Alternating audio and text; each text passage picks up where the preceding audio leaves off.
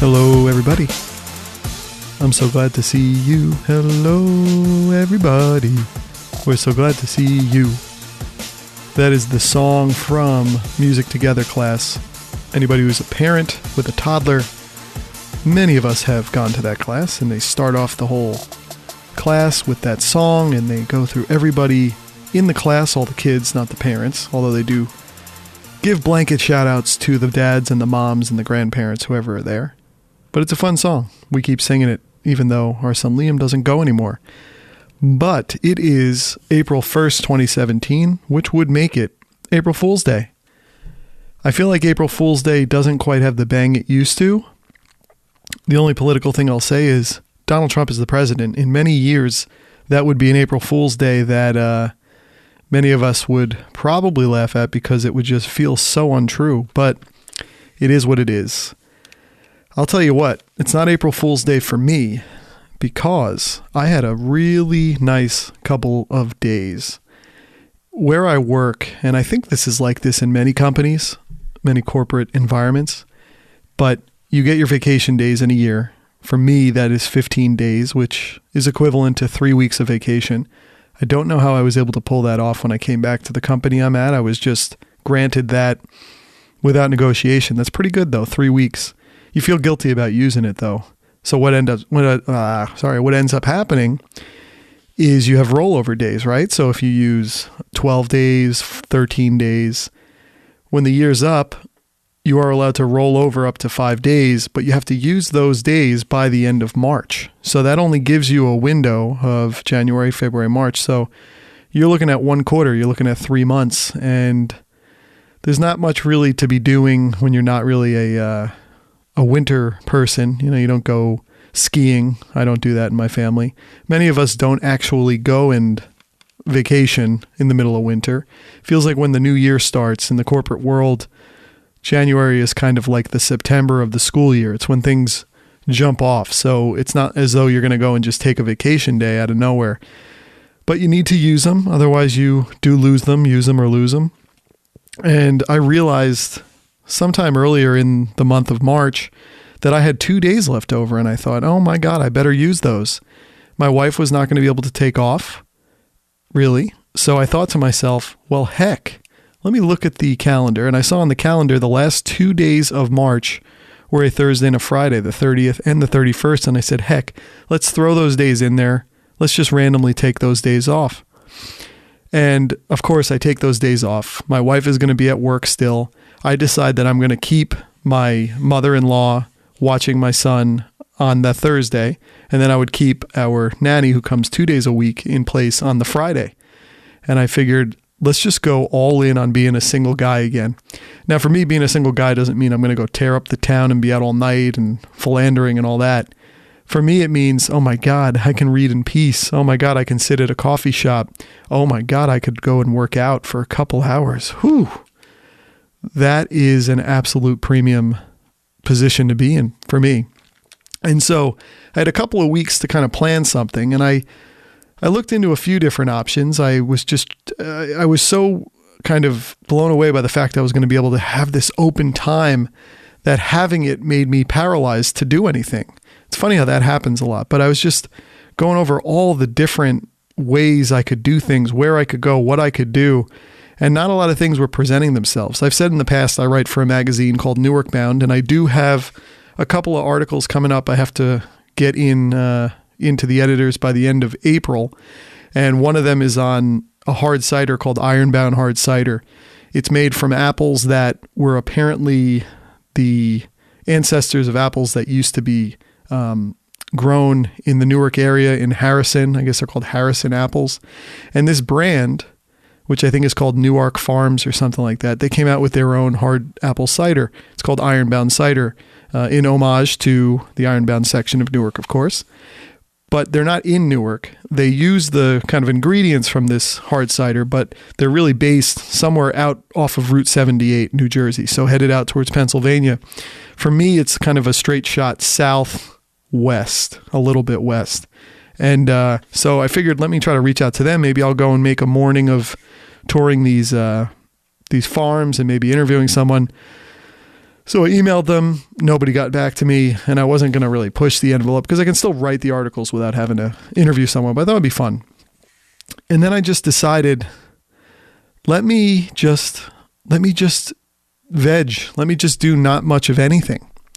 And so when the Thursday came, Thursday is a day that my son goes to school in the morning. He goes to a Montessori school here in Sparta. And so I just decided I'm going to drop this kid off at his designated time, which for me is 8:15. And I dropped him off, and then his grandmother, his Baba, as he calls her, would be picking him up, and she would have him until bedtime. And then I ended up having to take him to an eye doctor later in the day. But I had a window of something like, 6 hours or so, where it was all me all the time. So I dropped him off. Then I went 2 doors down from his school, which is very convenient, to my favorite coffee place in the entire world, named Cloveberry. I love the place. It's just the best coffee I've ever had. Actually had it today, taking my son to swim class on the way, pulled in there and got some. Just the best. And so what I did was I got into one of the seats they have there where you can just kind of sit on the side, not at a table, because it gets very busy there and you don't want to hold seats down because they do serve a lot of food and they try to move tables. They got to make money.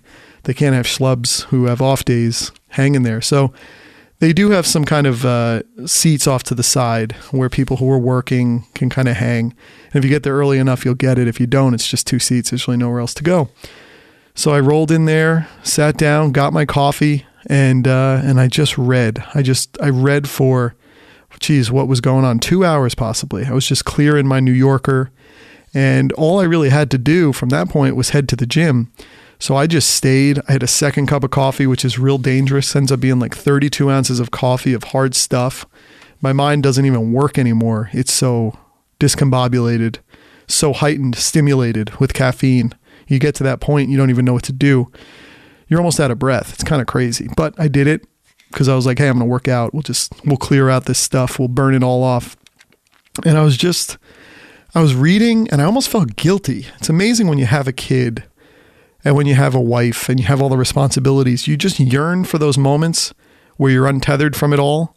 Not that I want to give it up, but you just yearn to not have that it's your world, it's the small world, but it's all of that on top of you. I mean, even on days where I drop my son off and then I end up going to work, I'll go to this Cloveberry till about 9, try to wait for the traffic to go, and then I go on my merry way to work. But even with that, you're constantly looking at the watch up against that 9 o'clock time when you're going to leave. So it's not fully comforting. It's not fully relaxing, and it's not supposed to be. You're going to work. But this day I was just sitting there, and it's the first time since I've had a child where I was born free. I was liberated. And it's really how my life used to be. I mean, even before my child, when it was just my wife and I in our house. She would go to work at 7. She's a school teacher in Mount Olive. She would go to work at 7. I'd wake up at like 7:10. And I didn't really have to leave the house until really 9 or 9:10. And it was just me in my house alone for 2 hours. It's crazy how quickly that changes. I have my son in the morning now, obviously, and I love it, but it's different. But I just had so much free time. And you really don't understand the ramifications of that free time until you have children. You don't know what you're losing. It's the only reality you have is your open time. And I would get so much reading done. I mean, think of how much you could do in 2 hours. And as a guy, a shower is like 5 minutes. You're dressed. Your whole getting ready aspect is like 10 minutes in total. So I was reading for an hour and a half, hour 45 each morning. I'd do a little bit of work, but it was just wide open. I'd work out in our little homemade gym downstairs in the basement here where the podcast studio is on the other side of the room. But it was open time, and you just don't get that anymore. It's so final once you have a kid. You just really don't have open prairies of time, open windows, just as far as the eye can see, that you almost have so much free time that you could get bored within that time. It doesn't happen anymore. You have to be ruthlessly efficient now with your time. You might get 30 minutes, you might get 45, you might get a couple hours during a nap, and you got to jump on it, and you have to get things done almost like you're running a business. There's no more contemplation. There's no more sitting and just not doing a thing. You have to be ruthlessly efficient, and that's great. But here I was in this coffee place with nothing to worry about. And I read, and there was a great article in the New Yorker. It's kind of the health issue. So everything in the magazine had to do with health in many ways, whether it's doctors by algorithm, whether it's hearing aids. And the hearing aids one was really interesting because with hearing aids, we just think of them almost as crutches for old people that shows you you're old, shows you you're disabled. It's sort of the most uncool thing you can have. But a lot of people actually have ear issues or hearing issues. And the ear and the parts in the ear, whether I think it's the nerve fibers or the hair, not the hair, but whatever the strands in the ear in the inner ear that are the means of hearing and making the system work, they're not regenerative. So when you ruin those, whether through loud music, and I played in hardcore bands growing up, or listening to music too loud, or extended exposure to loud noises, even a one-time gunshot that's near your ear maybe can blow that out and you lose hearing. It's not regenerative. Once it's gone, it's not coming back. So hearing aids end up being very important. And one of the funny things is you never think of eyeglasses, right? So eyeglasses are sort of akin to what hearing aids are, but we stylize them. We think they're cool. Sometimes people even wear glasses when they don't have to because they want that look. But it's not that way with ears. It's kind of like a stigma when you have hearing aids in. But like anything with technology will find a way to immerse itself into anything. And I had not realized this, probably because I'm not in the hearing aid market, but hearing aids are now Bluetooth enabled, where we might get to the point where we want to wear hearing aids. So these new hearing aids, they can Bluetooth connect to Apple devices, and you can play music, you can play audiobooks, podcasts, anything. They're in your ears, and they're Bluetooth enabled, and they kind of turn the background noise down, and you don't have to listen to these things way too loud. They're right in your eardrum for the most part.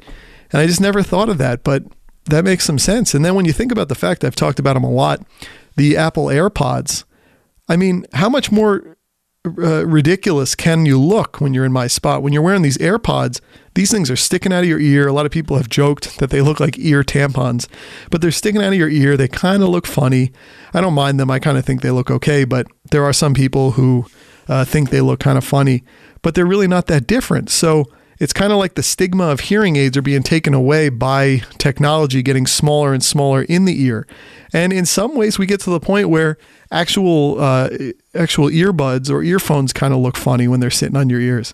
But another thing that was coming out of this article, Bose is apparently creating headphones that people can wear like at dinner, that cocktail party effect where you can't hear people talking because you have so much background noise going on.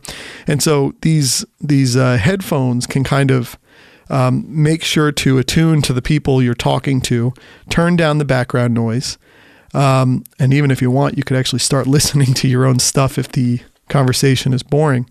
But just a fascinating article. I mean, who would think Bluetooth enabled hearing aids? Wow. It's crazy. The other thing that was kind of cool, there's like an app right on your phone. So obviously you have the Bluetooth enabled aspect, but there's an app where you can kind of geotag your hearing aid to time and location. So if a hearing aid realizes in the morning you go to a coffee place and you like to turn the background noise down, because when I'm in this coffee place, Culberry, and I'm reading my magazine, the music that's playing in the place, the crescendoing conversations that are going on in there, the cacophony of voices, let's get as many C's in here as we can, they almost make you a little unfocused as to what you're reading because the noise is so much. So these hearing aids, not only can they help you hear other things better, but they can turn things down so you're not getting that full-on decibel aspect. It almost brings like a noise canceling aspect. And so if you do something like that, you can geotag it, and it can just know as you go into new environments and atmospheres to remember the settings you like for certain situations. I mean, it's really kind of fantastic. So after that, I was thoroughly jonesed up on these 32 ounces of intense Costa Rican coffee. I think that's what they do for the coffee. I went up and over the mountain, past my house, down to the gym, the 24-hour gym, Anytime Fitness that I work out at. And there I was checking into a gym at 10:30 in the morning. And I did my normal lift, but I was free and easy. And I did that. And then I went over to the treadmill. I did 4 miles running, continuing to read. I cleared like 80% of the rest of a New Yorker I had to read on this day. Never really did that before, but free time is amazing. Ran my 4 miles, and then at some point, I just kept walking as a cool down. I went a whole nother like 25 minutes continuing to read, but it was awesome. I mean, just having this free, open time, again, it makes you feel guilty too. You feel like almost like an ascetic monk. You can't be excited about having this open time because you're a family man, you're a husband, you always need to be doing. But just in my whole life, I never did. I always just had a lot of free time, and I never wasted free time. I would be very productive in what I was doing, whether it was just playing music, making songs, writing, researching, reading, all that. I was always doing stuff, but free time is needed to pull that off. And here I was again, getting this opening. So I did have to get home. I took my son to the eye doctor and then the park. We were at the park for like an hour and a half. It's amazing how kids can just, they can entertain themselves in any way they want. Then the next day, so it was crazy. I had the one day and that should be enough, but then I still had the Friday. So it was March 31st, last day of the month, the last day where I could use my vacation time. And I just decided, here we are, I'm wide open again.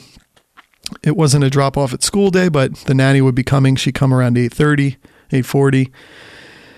And I didn't really know where to go at this point. You kind of get bored with a lot of the places you go. I wasn't going to go to the same coffee place and gym again. I wanted something totally different. And while I want something different, I also don't want it to be too different where I feel kind of uncomfortable. But I wanted to go somewhere outside of the bounds of my actual zone.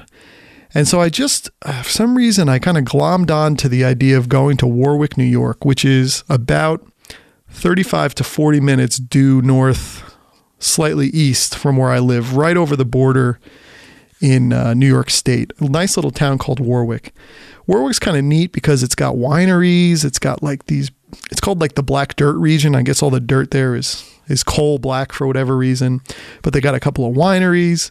They got a cool little, very Hudson Valley, downtown New York with the old like 19th century buildings and like almost like a Vermont town too, sort of that Vermont, New York State crossover along the Hudson kind of feel.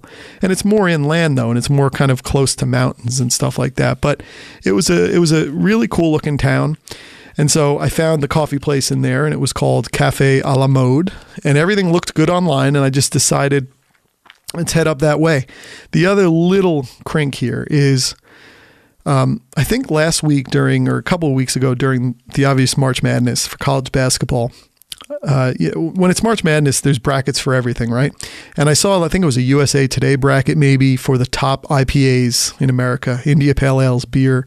Anyone who listens knows how much I love my IPAs, and I love the craft of finding them and drinking them and taking notes on them and learning the story and narrative behind them. And I just love going after great India Pale Ales. Last summer, my family, we went up to Vermont, partially because the number one IPA in the world, Heady Topper by Alchemist, is based up there and only there, pretty much within a 30-mile radius of Burlington. Can't get it anywhere else. And even when you go up to get it, there are like hour-long lines to try to get a case of it. Only one case. It's like Willy Wonka's chocolate factory. You can only get the one case, and you're online for an hour at the open of the actual Alchemist brewery. And we waited an hour, and there's still a chance you might not be able to get it. We did get through, and we did get it. I loved it. Even when you go to the local restaurants up there, it's amazing. Heady Topper's on the menu everywhere. So I was rolling in the Heady Topper. It's just amazing beer. It's in a can, a 16-ounce can, which is kind of cool. Got a good look to it. It's awesome. I love it. I love the story of going after it. It's almost like when I was younger and I loved underground bands and we'd go around the country seeing shows, seeing our favorite bands, and the stories behind them and following the music and finding the next bands. I like that with this. So this March Madness IPA tournament deal brought up this great beer called Bell's Two-Hearted Ale. And it's one of the top probably 3 to 5 IPAs in many different lists. And it's actually my most recent batch of beer I created. I have created 2 beers. It's been like 4 years since I created one, but I created 2 beers over the time of about 2 years. And my most recent one was a clone. This is kind of the parlance of this world.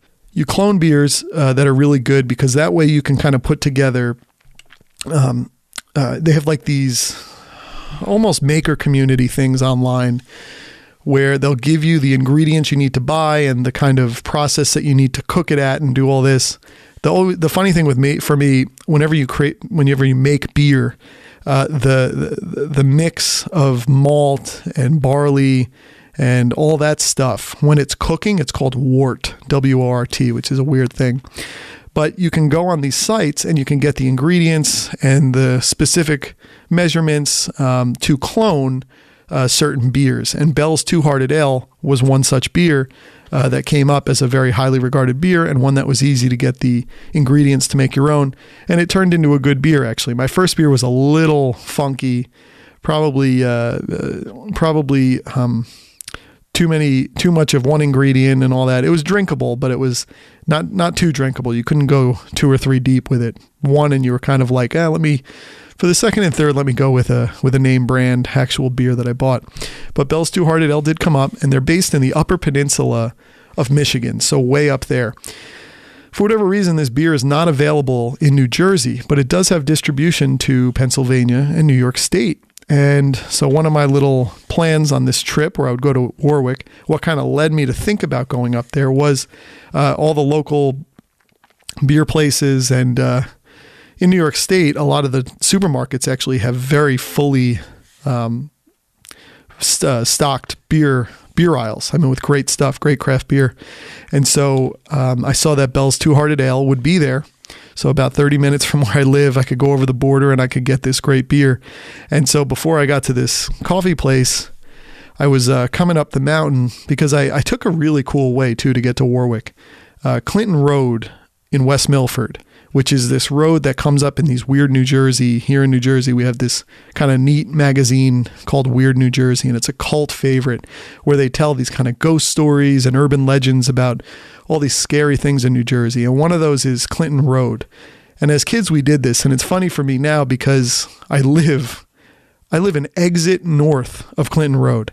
When I was growing up in Mahwah and Bergen County, and me and my friends would go on these Weird New Jersey excursions, we would go up here and feel like we were way out in the boonies, and it was scary. And yet I live an exit further up into the boonies than this place. And you come to find that Sparta's not really the boonies. But hey, it's all in the experience. So we would go up to this road, and what you would do is you would drive in the dark of night on this long winding road through the woods. And the urban legend was that at some point a truck would just come up on you and would be riding your ass and would have the lights flickering at you and all this stuff. And, kids had died in the past being driven off the road, sort of like a I Know What You Did Last Summer kind of horror feel. And I feel like one time we drove on this road and this happened to us, and maybe it happened and maybe it didn't. Maybe it was just someone actually driving on the road and we were scared, so we slowed down. So we felt like it was coming up on us, but it was, that's the story behind kind of Clinton Road there. So I saw in going to Warwick, New York, there was like 3 slightly different ways that you could go to Warwick, and one of which was to take Clinton Road straight up north.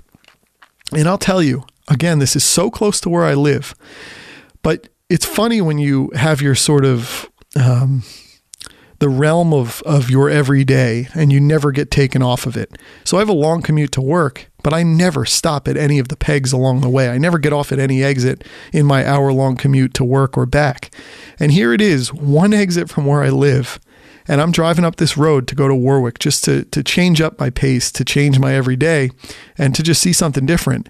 And I'm going up this Clinton Road on the north side of Route 23, and it is beautiful. There are just lakes, there's mountains, there's all kinds of hiking trails. You get closer up to the border with New York, and there's whole communities of people living on these lakes, and it's just so hidden. It's just so cool sometimes to just change things up a little bit, and you never know what you'll reap from that. And so I went up that way, and then I came up through Greenwood Lake, which I think is still New Jersey, or maybe it's New York. And then I came up and over, heading from, I think, east to a little bit west to get to Warwick. And Warwick also has a drive-in movie theater, which I did pass. And that would be something that would be fun to do. It's a working drive-in movie theater. You don't see many of those anymore. And I stupidly said to myself, I'll go see a movie when I'm in Warwick. duh, they're not going to have drive-in movies during the day. You can't see anything. You got to be at night, so that wasn't going to work. But I rolled down past the drive-in, I turned right, and I saw the ShopRite, and then I saw this Price Chopper, which is a very New York State supermarket. And I remembered on my Bell's Two Hearted Ale beer finder that they had it at these too. And I was like, I drove right past them and I said, no, let me get to the coffee place. And I said, who knows if I'm going to be back here? So I rolled back to the Price Chopper, went in, found the Bell's Two Hearted Ale, and I went to check out. I felt kind of like a deadbeat.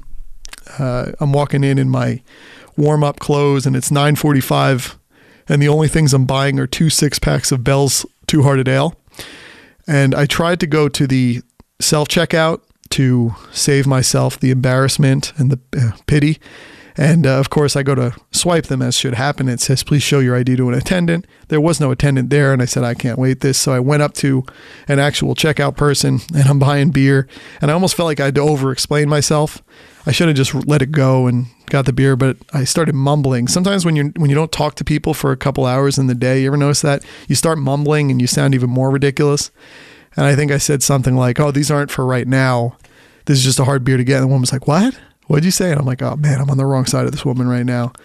I was just trying to explain myself, and she wasn't even getting what I was doing. She was almost skeptical and questioning of me. Really wanted to see my ID then, because I do look a little bit younger, but I was able to get that Bell's Two Hearted Ale. And then she said, would you like carry-out service? And I said, what's that? And she said, where somebody takes your bags to your car. And I was like, no, I just have 2 6-packs of beer. So maybe she's the weird one, but it was funny to be buying beer at 9:45 in the morning on a Friday. Of course, all these things are going through my mind. I'm like, well, I could be somebody who works overnight at the Warwick Drive-In, or I could be a janitor overnight, and this is my nighttime when I have my beer. You don't need to do these things, man. You're buying something. But it was like an empty supermarket in Warwick, New York, and I'm buying beer. But I did get it. So that one mission was accomplished. So after that, I headed over to the coffee house. Awesome coffee house. Again, called Cafe a la Mode. It's got a cool vibe. It's got real food, though. It's not just like muffins and bagels or anything. It's got a full spread where you can get omelets. I got some really good omelet with spinach, tomato, and an organic cheese or something, or grass-fed cheese. How do you feed grass? No, I'm just kidding about that. All the kinds of coffee, you fill up your cup. And they have a nice little thing in the center of the coffee house, the center of the part where it's kind of get your own coffee and sit, because they also have a half of the restaurant where you can have table service or wait service. And they have this thing in the center of the kind of pick up your own stuff service part. And it's this this heightened wooden table, this sort of center table where anyone can just come and go from it. You could choose to stand at it. You can sit in higher chairs. But it was really, really cool. Great place. I sat down in kind of a weird part of it, just the one table with 2 chairs that's off to the side by the ATM machine. Funny thing, I mean, you often will see credit card limits where it's like, oh, you must spend $5 to use a credit card. This one had one where you must spend $10 to be able to use a credit card. But and that's because there's fees on these credit cards that end up eating up the small business when they sell things that are lower service or that are lower priced. People just getting a coffee and a muffin, and when you have to pay that fee, it's the same fee price no matter what the cost is of what the person bought with. So you end up like, if someone spends like $3 and then you have to spend 30 cents on a service fee, you want to make it work out for you. So they'll put a limit. They'll say, well, it's got to be $5. It's got to be 10.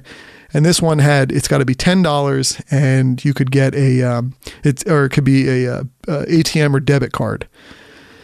It had to be $10 though, or it was MasterCard, Visa, that group. And then the weird one has said $30 limit on American Express. You had to spend $30 to use American Express. That's like a big FU to American Express, because I believe they do have some of the higher fees out there. But anyway, I did spend enough with my omelet and my coffee for the $10 crossover. But then I sat next to the sad ATM machine, had my big coffee, and I'm just sitting there looking out on the land or the road, the main little street, the main little village there. They got the cool little porch with the nice seating area, which I'm sure is great when the weather gets warmer. But I'm just looking out on this town and thinking, boy, what a change up here. Just driving up here, I'm experiencing something I never would otherwise. I'm by myself, just over the border in New York State on a work day. I don't have my wife here. I don't have my child here. I'm my own man. I could do whatever I want for like the next 7 hours pretty much. And it was just nice. I just sat there drinking my coffee, ate my food. I was starved from my 4-hour workout, or my 2.5-hour workout the day before. So I housed that, drank my coffee. I've been reading the book, The Best Team Money Can Buy by Bali Knight. It's about the Dodgers, Los Angeles, LA Dodgers of the last, I'd say 5 to 6 years, in the time when they went from being under the ownership of Frank McCourt. What a weird story that is. And then when Guggenheim bought them and the Magic Johnson group, and it goes behind the team, which is a good way to go. It's a really good book. I read a lot while I was sitting there on the Clayton Kershaw stuff. I never realized he was teetering on the brink of going back to the minors. And then one day he just decided, whether a coach urged him or the catcher at the time, to try to throw a slider. And adding that one more pitch changed his fortunes. I'm sure he would have been great, but he had 2 pitches. He had the fastball and the curveball, as they say, the 12-6 curveball, and then adding the 10-4 slider. So we're talking about, on a clock, right? So you got 12, which is at the top, 6 at the bottom. So his curveball just drops top to bottom, drops off the shelf. His slider comes in at about 10 o'clock, right? Upper left, and drops down to 4 o'clock. So having those kind of different angles, having that third pitch, as many people say, having that third pitch is like juggling. We can all juggle 2 balls, but once you add a third, it changes the dimensions of the whole setup. So I was reading that, and then I decided, hey, let's go see a movie. So I'm out of Oscar season. So there's not something that I'm pressing to see. I saw all the Oscar movies. But one movie that has been coming up again and again is the movie Get Out, which was written, directed by Jordan Peele of Key and Peele, Mad TV. Just a good sketch comedy writer and performer. He and Key and Peele actually showed up in season 1 of Fargo as well, which was kind of funny, as these kind of the gang who couldn't shoot straight cops in Fargo, North Dakota. But he came out with this movie, and it's kind of a real meditation on race. And I can't give up so much of what happened in the movie because it'll blow the top off of it. The reveal is amazing. And you do see in passing, when you look back over the movie, that there were the Easter eggs throughout the movie that make the reveal pay off. But I don't want to tell it to you, because then I don't know if it's as entertaining if you don't know the end game of the movie.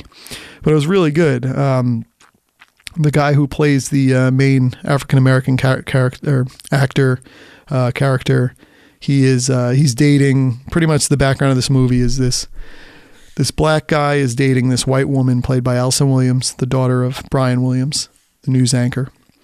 And she's going to take him home upstate, right out in the country, to meet her family.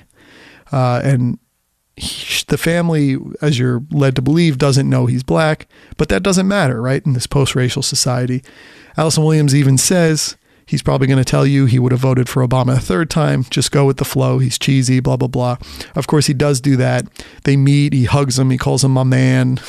And the father is played by Bradley Whitford, who's really good in this. The mother is played by Catherine Keener, and she's a psychiatrist in it. He's a neurosurgeon in the movie. And everything seems fine, but there's like little weird ticks that happen. And this is a movie that is considered horror. It's in that genre. And I hate horror. I absolutely hate horror. It just doesn't do it for me. I can watch like great movies that have horror in them. The realities of war, the realities of violence, all that kind of stuff.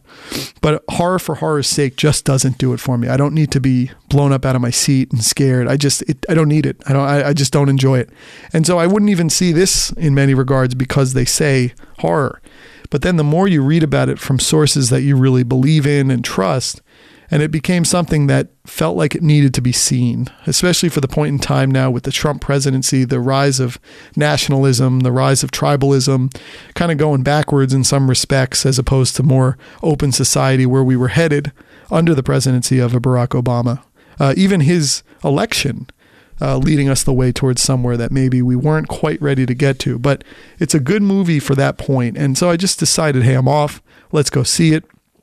And it ends up really, really interesting. The end of the movie is very interesting.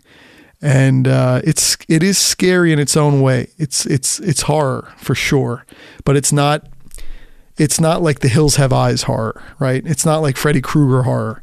It's sort of an under the radar constant horror, right? Where you're seeing somebody who's African American deal in the white world and try to maintain his individuality without giving it up just to be a part of a group that is trying to use him as well. You know, you see through the movie, oh, I knew Tiger Woods, you know, things like that. Like everything comes back to like blackness ends up being the one common denominator that the white people talk to the black guy about, when in reality, just talk, man. We're just people. Like you don't need to go there. You don't need to prove your bona fides. But you know, really good. I'd recommend it. One of the neat things with it was a budget, I think, of $5 million, and it just passed $150 million in box office. So now Jordan Peele is like the man in movies. I mean, everybody wants to work with him now. One of the other funny things is there's ridiculous over-the-top Microsoft product placement. Nobody really has Microsoft stuff. My boss loves the Microsoft Surface, and he swears by it. And it does look great. I mean, they're expensive. It does work great as kind of a hybrid laptop tablet type of deal. He gets a lot of work done on it. He believes it. He loves it. He says Microsoft's coming back on the heels of these kind of things. Fine, that's great. But it's not like the zeitgeist technology. We all see iPhones. We all see iPads. Those are the ones. And one of the funny things in this movie, and maybe this is a product of the $5 million budget, and they needed to find ways to fill the coffers in other innovative ways, but there's Microsoft all throughout this movie. The search engines they're using constantly are Bing. The smartphones are Microsoft smartphones, that is really stretching the bounds of credibility. And then like they use a Surface Pro tablet all the time. So like, you know, the African-American character, who's played by a British guy, actually, the African-American character is like sitting down at night talking to his wife as she brushes her teeth in her family's home when they do go to visit. She's brushing her teeth and he's sitting there in bed with a Surface tablet on his lap, like typing. Like, who does that? I don't know who does that. And then, as I said, his friend who tries to come to his aid later in the movie, another black guy who's a TSA agent. There's a lot of jokes, a lot of comedy in this too. It's like comedic kind of horror, sort of like the way Pineapple Express was a stoner comedy, but then it had like Michael Bay blowing up shit all the time in it. It was like a weird dichotomy of things. But this works. This one kind of worked with the comedic aspects. And you do get the comeuppance at the end. You do get the payoff at the end, which is great. But the TSA friend is doing like the research, trying to look into things that'll help him find his friend on a Microsoft Surface tablet using Bing. And it's like, that's straining credibility. But hey, if it helps get some money in the door with a tight budgeted, low budget kind of indie feel, whatever. I mean, it's fun. Think about the payoff for Microsoft. They were going to be a product placement on, do you think they were going to do you think maybe it would have made 15 million? Like that might've been where they thought. But think about the fact they got the product placement in there. And I don't know if they're paying based on box office or if they paid a flat fee to get into it. But if they paid a flat fee to get into that movie, holy moly, $150 million of budget in a movie that comes out in like February, March. Oh my God, after Oscar season. It's unreal. But it was a good movie. I mean, it really was. So to get up there though, so I'm looking on, I like to use the app Flickster to find, what movies are playing locally, what theaters are around. And so when I'm in Warwick, I'm looking at the theaters that are playing this movie. and one is Middletown. So Middletown, New York is about an hour from where I live, but from where that Warwick was, it was 28 minutes. And I just decided, what the hell, man? I'm wide open road for me. I'm going to places I've really never been to or remembered being to. And so it's different. It's a different experience. I mean, when you're up there, you almost could be anywhere. You could be in New England. You could be in upper New York State. You could be in Vermont, New Hampshire. It all feels like that. It feels like the inside of the country, right? Even Pennsylvania. And so I just decided, let's do this Middletown. Now, the weird part was when I was looking up on it, it said reserve your seat. I was like, reserve your seat? What is this, IMAX? And so what ended up happening there is I got up to the Middletown AMC and I went to the self-serve ticket purchasing kiosk. And literally you pick your movie and then you pick your seat. Like you pick D4 and it's like, what the heck? And so the big thing is, I don't know if this is a new thing with movie theaters. I mean, I've heard of the dine-in movie theaters. This is not one of those. But it was like, it had these amazing red reclining seats. So you had tons of leg room and you could literally lay back in these red recliners. I think they were even leather. And you press the little recliner button and you're laying flat back watching a movie. It's like being in your living room. It was awesome. And so it was like buying a plane ticket. You actually pick the seat you're going to sit in and you go in there. And I rolled into the theater and I'm sitting there and I'm watching it and I'm like, oh man, a full on recliner. I don't know, again, if this is a new thing, if this is out there in a lot of theaters. It's the first time I've ever come in contact with this. And it was awesome. The really funny part, on my ticket, it said Auditorium Theater 6, right? And so when I had my ticket checked, the woman said Theater 9. And the little screens outside of each theater didn't say the movie at this time. So I went into Theater 9. I was like, maybe she looked at it backwards. There was a good amount of people in there, which was weird for a Monday or weird for a Friday at like 12:15 in Middletown, New York. There was a good amount of people there. I'm like, this is weird. And I'm sitting there. Movie's supposed to start at 12:15. I'm sitting. It's like 12:17. I'm like, A lot of the previews were very kid focused. There's some weird TV show on ABC coming out. It's like Shark Tank for toys though. And it's like young kids who are the judges and they judge toys. And Eric Stonestreet from Modern Family, Cam, he's kind of the host of it. I'm like, this is weird for a horror show, for a horror movie. This doesn't make any sense. And so I'm just kind of sitting there and it's like 12:18 and then these two like maybe teenage girls sit down. And I said, excuse me. I said it just like that because I was in a kid movie. I said, excuse me, what movie are we seeing right now? I'm like the creepy old guy sitting in the recliner. And she said, oh, Beauty and the Beast. And I went, oh man, wrong movie. Although in many ways, it's funny, Freudian wise, if that's the right word, how Beauty and the Beast, there's probably someone who could do a psychological connection between Beauty and the Beast and Get Out. But I ran into I finally ran into my theater. I should have trusted the number 6 on the ticket. And there was no one there. There was one other guy in my row in his recliner. And I think a couple came in behind me. So that was weird seeing a horror movie with nobody in there. But it's interesting. Again, I don't watch horror movies. So I'm sitting in there and the previews, when you're seeing these things, it's almost like you're on a Pandora station, right? They're all going to play things that are like the thing you listened to or asked it to play, playlists. So like this, they want to promote movies that you might like to see based on the movie you're seeing. And again, I'm not a horror guy, so I never come in contact with all these movies that started showing up. First off, there is a weird movie coming up called Girls Trip. And it's like 4 black women who go to New Orleans for the blowout weekend, almost like a bridesmaid type deal. But I don't think it was for that.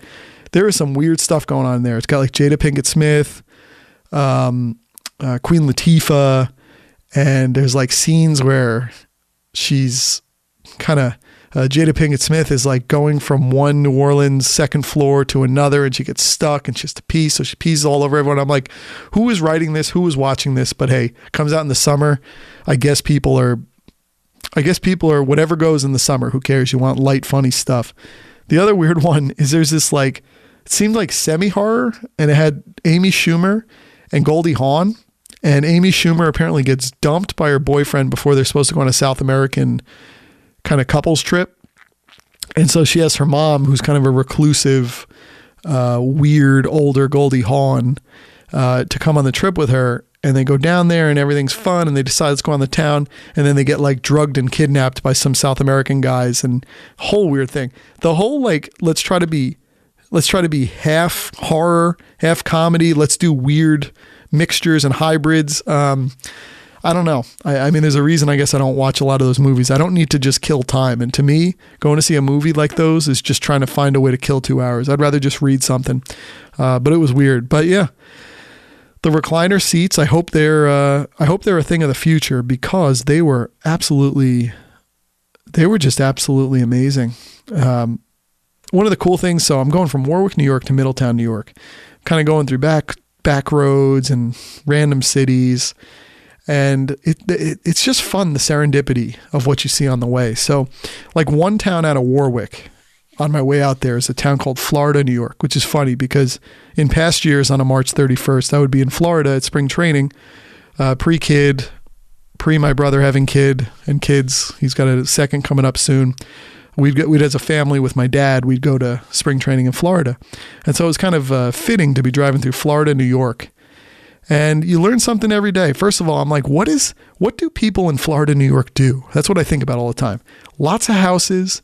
There's a huge brand new beautiful pub in the downtown called Sweet Onions or something. So there's commerce of some sort. Now it's about 60 miles from New York City. Are there people who commute from up there? Is there a train close? I think about these things all the time. I'm like, what sustains towns? And there's a million of these towns throughout New York State, throughout Pennsylvania, throughout all these states. What keeps them going? Like, what is the business that keeps things alive? Now, I did come to see there's a hospital group up there in the Middletown area. So maybe there's got to always be something, right? You can't just be living in a place with nothing.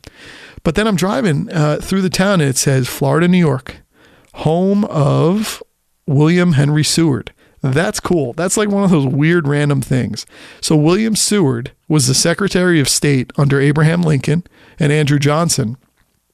And during Andrew Johnson's presidency, Seward was the guy who negotiated the purchase of Alaska from Russia in 1867 for $7.2 million. Many people thought that the purchase of Alaska at that time was ridiculous. So much they called it Seward's folly. So it's kind of weird when you think about it, how out there Alaska is from the rest of our country, just sort of how out there Hawaii is, just these random, that's why they always call like our part of America the lower 48, right? It's just, we're here, everything makes sense, we're all connected somehow, like New York telephone, and then you got Hawaii and you have Alaska sort of as these totems of, of like America's reach around the world in some ways. But yeah, he was the one who oversaw the purchase of Alaska, which became our 49th state in 1959. But it's like funny. You're thinking, wow, Seward was born here. Like you just learn something every moment when you kind of open yourself up to new experience. So it was a lot of fun. I mean, it was a nice day, a nice time. The freedom of the open road, having a moment where you can just be a person with your own thoughts again. And every time I start talking like this, I'm like the bad parakeet on the right side of my shoulder saying, leave your family, like I'm not saying it like that. It's just important to have time open up before you once again. But good times. I got a lot of things to talk about, but I wanted to kind of clear the way through that. I moved my seat in the podcast studio. I used to always sit on it depends. If you're looking at it, I always sat on the left side. And that was sort of just as like a host. I could set my board there, I could set my recorder, and I could oversee everything. But then I realized the coolest place in this podcast studio is the center seat. First of all, you can stretch your legs out. It's the head of the conference. Well, it's sort of the head of the conference table. It's where you should sit. And I have all the stuff behind me. Like if you were on TV, this is the seat you'd want because you can see all the bobbleheads behind me, the books. And I figure if I hold this seat down, I could still bring my board over to the side of me. So I feel like a new man here. I still can have my guests on either side. I'm like the front man. And I think I'm going to roll with that. It feels good. I'm looking out at open expanse. I'm not just looking at the stairs like I was before. But I'm a changed man. It's like I said, one of the biggest things you could do in your relationship, whether you've been in a relationship with a woman for a long time, or a man, I guess you could say, or you've been married a long time, we all always fall to the one side of the bed. For the entirety of our relationship, for the first handful of years, I always was on the left side of the bed, my wife on the right. Even when we moved our house, moved to a new house, even when we go on vacation, it was always that way. And randomly a couple of years ago, because she bought me a new recliner, beautiful brown cocoa colored recliner for our bedroom, so I could have somewhere to sit and read. And as I said, I love recliners like these movie theaters, but I had this recliner put in over there. And that's on the right side. That's to the right of the right side of the bed, right? So we just decided, hey, if I'm going to use this recliner and I want to move from there into the bed, why go all the way around? So we just changed sides of the bed. It changed everything. It was like being newly remarried or newly married. Change up the bed sometimes. I mean, I might almost want to go back again. Like your entire frame of reference changes. But I've done that here in the podcast studio. And I look forward to the improvements that can bring from being in a new spot, from trying something new, much as I did these last couple of singular vacation days. Just pick a place on a map, go, find the great place there. It's a new experience.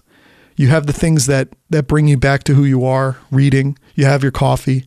I love seeing a town go about its business. You would not be there. It's like you're a fly on the wall in this random place. I'm sitting there in Warwick, New York. I would never be there on any other day, but here I am on a Friday, seeing commerce going on, seeing people working at their computers. What do they do? What sustains them? I don't know. Seeing tons of groups of like teenage and early 20s friends coming in together. And I'm like, what are they doing here? What is their story? But there I am in the corner, just watching. I'll see you later, friends. This was fun.